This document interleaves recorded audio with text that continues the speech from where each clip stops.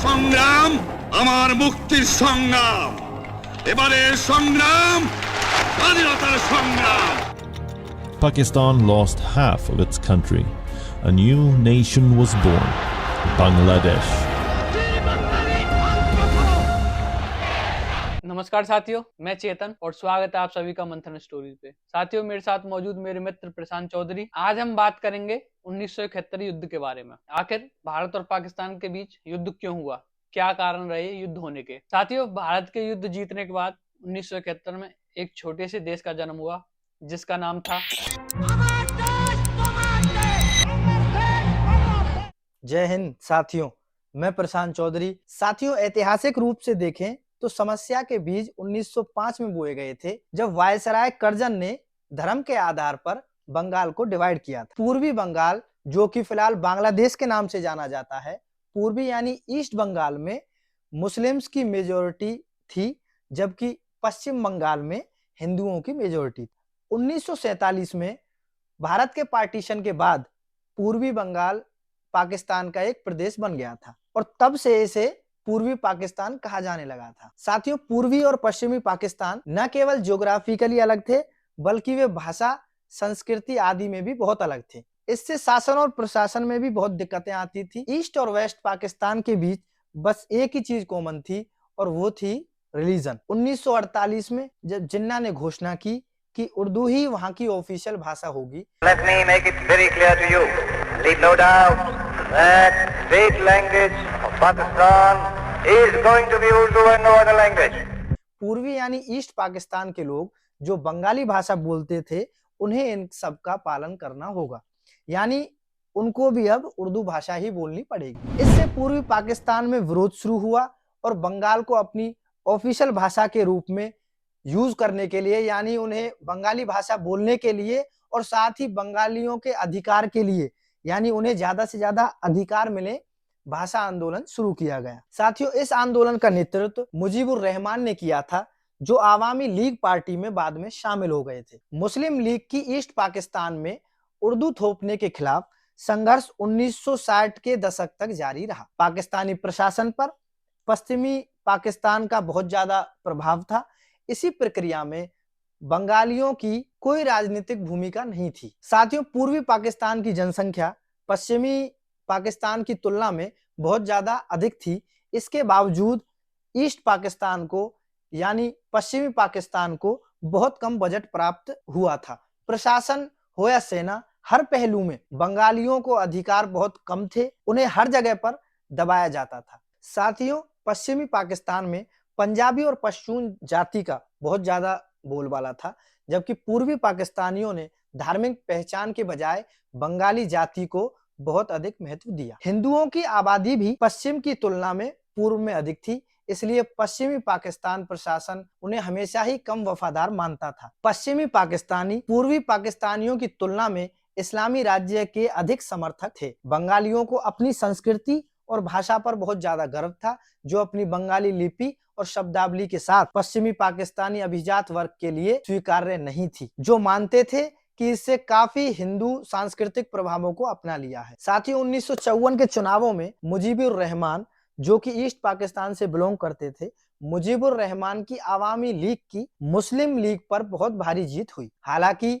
पश्चिम पाकिस्तान अपने पूर्वी पाकिस्तान विंग के किसी नेता को देश पर शासन कराने के लिए तैयार नहीं था। इन सब से प्रदेश में दंगे भड़क उठे और इसी चीज का बहाना बनाकर केंद्र सरकार ने चुनाव नतीजों को पलटकर प्रदेश में गवर्नर शासन स्थापित कर दिया। साथियों, अब 1956 में आखिरकार पाकिस्तान को अपना संविधान मिल गया और पाकिस्तान को इस्लामिक देश घोषित कर दिया गया था। पार्लियामेंट में एक ही हाउस होना था, जिससे पूर्वी और पश्चिमी पाकिस्तान का बराबर का अधिकार मिलना था, यानी पूर्वी और पश्चिमी पाकिस्तान को बराबर का अधिकार वहां से मिलना था। साथियों, अब बात करेंगे 6 पॉइंट मूवमेंट की, जिसको साल 1966 में अंजाम दिया गया था। यह पूर्वी पाकिस्तान में मुजीबुर रहमान के नेतृत्व में एक बहुत बड़ा आंदोलन था, जो क्षेत्र के लिए अधिक अधिकार, यानी उनको भी ज्यादा अधिकार मिले, इसके लिए आंदोलन शुरू किया गया था। उनकी जो 6 मांगे थी वो थी फेडरल राज्य हो, रक्षा और विदेशी मामलों को छोड़कर सभी विषय हों, अलग अलग currency, fiscal policy, taxation power, व्यापार और विदेशी करेंसी का भंडार, अलग सेना और नौसेना हो। साथियों, बात करेंगे आखिरकार ऐसा क्या हुआ था अगरतला में जिसने देश को एक और नई मुसीबत में उस समय डाल दिया था। Agartala conspiracy case 1968। मुजीबुर रहमान जो पूर्वी पाकिस्तान की आजादी के लिए भारतीय समर्थन की मांग के लिए अगरतला गए। पाकिस्तान ने उन पर भारत के साथ मिलकर राजद्रोह साजिश रचने का आरोप लगाया था। साथियों, 1970 में साइक्लोन भोला के कारण पूर्वी पाकिस्तान में बहुत बड़ी बाढ़ आई थी, जिसके चलते 3 से 5 लाख लोगों की वहां मौत हो गई थी। लेकिन आगा मोहम्मद याया खान जो कि पाकिस्तान के तीसरे प्रेसिडेंट थे, उनकी सरकार ने बाढ़ के कारण जो वहां नुकसान हुआ था वहां कोई पर्याप्त राहत नहीं दी थी, यानी कि वहां के लोगों की कोई ज्यादा मदद नहीं की थी। इससे दोनों क्षेत्रों के बीच शत्रुता ज्यादा बढ़ गई। अब 1970 में फिर से दोबारा से चुनाव हुए और आवामी लीग की बहुत भारी जीत हुई, लेकिन पश्चिमी पाकिस्तान में जीतने वाले जुल्फिकार भुट्टो जो कि पीपीपी के लीडर रहे थे, वहां की एक पार्टी है, उन्होंने मुजीबुर रहमान की जीत को स्वीकार करने से इनकार कर दिया था। इससे ढाका में सिविल डिसओबीडियंस और स्वतंत्रता को लेकर देश में अफरा तफरी मच गई और 23 मार्च 1971 को पहली बार बांग्लादेश का झंडा वहां फहराया गया था। अब साथियों, कहानी बताते हैं आपको ऑपरेशन सर्चलाइट की। साथियों, 25 मार्च 1971 को रात में पाकिस्तानी सेना ने बंगाली स्वतंत्रता आंदोलन पर हमला कर दिया था। मुजीबुर रहमान को गिरफ्तार कर लिया गया था। पश्चिमी पाकिस्तान उन्हें ले जाया गया। ढाका विश्वविद्यालय में कई बंगाली छात्रों और बुद्धिजीवियों पर गोलीबारी की गई और कई लोगों को वहां से उन्होंने गिरफ्तार कर लिया था। इसके परिणाम स्वरूप लाखों बांग्लादेशी भारत भाग गए और मुख्य रूप से पश्चिम बंगाल, असम और मेघालय और त्रिपुरा में रहने लगे। पश्चिम बंगाल पर पीड़ितों की भीड़ का भारी बोझ था और राज्यों ने फूड और शेल्टर के लिए तत्कालीन प्रधानमंत्री इंदिरा गांधी से सहायता की अपील की। इसके बाद अब जानेंगे बंगाली रेसिस्टेंस द मुक्ति वाहिनी के बारे में। बंगाली आर्म रेसिस्टेंस मुक्ति वाहिनी अब पाकिस्तानी सेना के खिलाफ खड़ी हुई और भारतीय सेना ने उन्हें हथियार और ट्रेनिंग देकर उनकी मदद करी, ताकि वो अगर युद्ध हो तो वो बिना किसी घबराहट से पाकिस्तान के साथ युद्ध कर सकें। पाकिस्तान के साथ अशांत संबंधों के कारण बांग्लादेश की मदद करना भारत का एक बहुत ही महत्वपूर्ण राजनीतिक मकसद था। अब विश्व स्तर पर यूएस और सोवियत तनाव बहुत ज्यादा अधिक था और भारत ने उस समय रूस के साथ फ्रेंडशिप ट्रीटी पर हस्ताक्षर किए थे। इसलिए अमेरिका अब इस सब में पाकिस्तान का समर्थन कर रहा था। युद्ध अब बेहद ज्यादा करीब था। स्थिति इस तरह की हो गई थी कि किसी भी वक्त इन दोनों देशों के बीच युद्ध अब हो सकता था। अब साथियों, टाइमलाइन के हिसाब से मैं भारत और पाकिस्तान के बीच में हुए 1971 के युद्ध की कथा आपको पूरी बताता हूं। साथियों, 3 दिसंबर को पाकिस्तानी वायुसेना द्वारा ऑपरेशन चंगेज खान ने अमृतसर, पठानकोट, श्रीनगर, अवंतीपुरा, अंबाला, सिरसा, हलवारा, आगरा सहित पश्चिमी क्षेत्रों में भारतीय एयरफील्ड्स के खिलाफ हवाई हमले शुरू किए। 3 से 6 दिसंबर तक भारतीय वायुसेना ने पश्चिमी और पूर्वी सेक्टरों में पाकिस्तान के हवाई अड्डों पर हमला करके उनके जवाबी कार्रवाई की। पाकिस्तान पंजाब और जम्मू कश्मीर में भारतीय जमीनी ठिकानों पर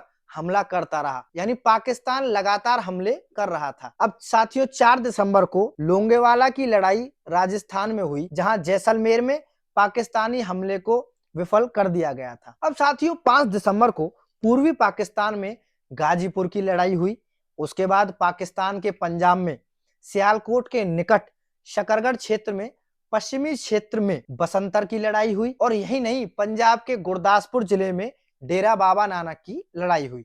6 दिसंबर को भारत ने औपचारिक रूप से बांग्लादेश को एक स्वतंत्र राष्ट्र के रूप में मान्यता दी। साथियों, 7 दिसंबर को बांग्लादेश में अब सिलहट और मौलवी बाजार की लड़ाई शुरू हुई। 8 दिसंबर को ऑपरेशन ट्राइडेंट को अंजाम दिया गया। भारतीय नौसेना ने पाकिस्तानी बंदरगाह शहर कराची पर हमला शुरू किया।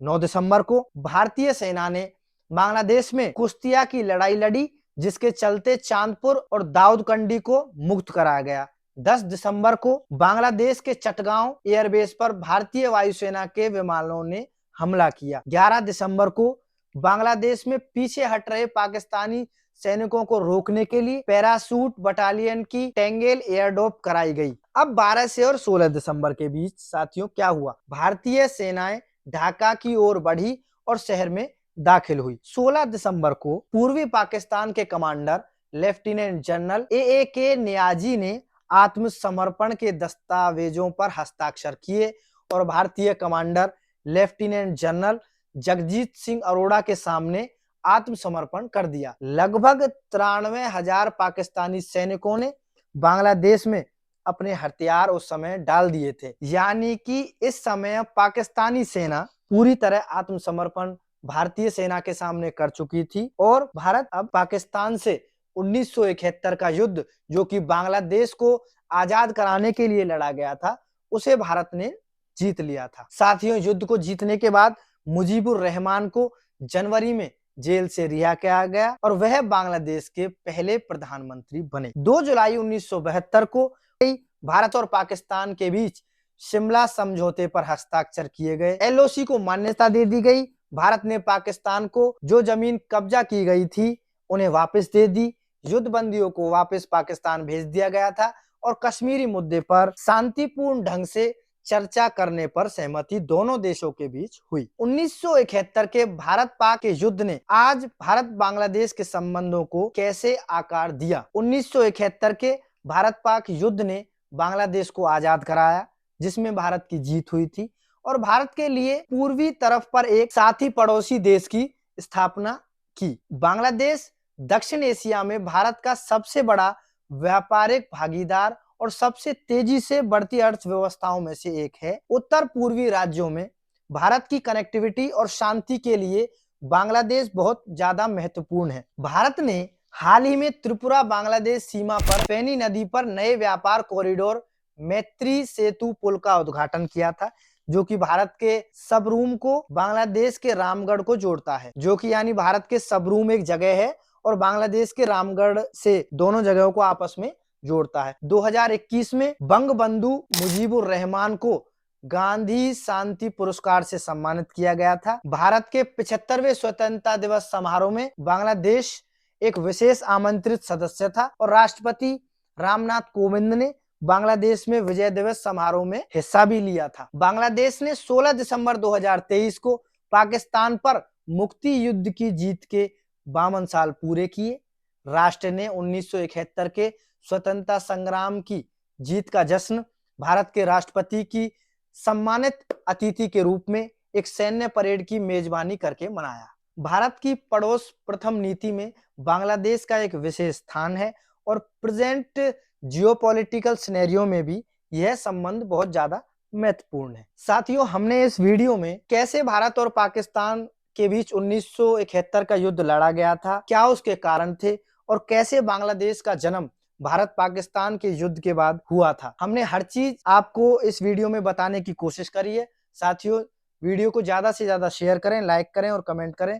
भारत माता की जय। जय हिंद, जय भारत।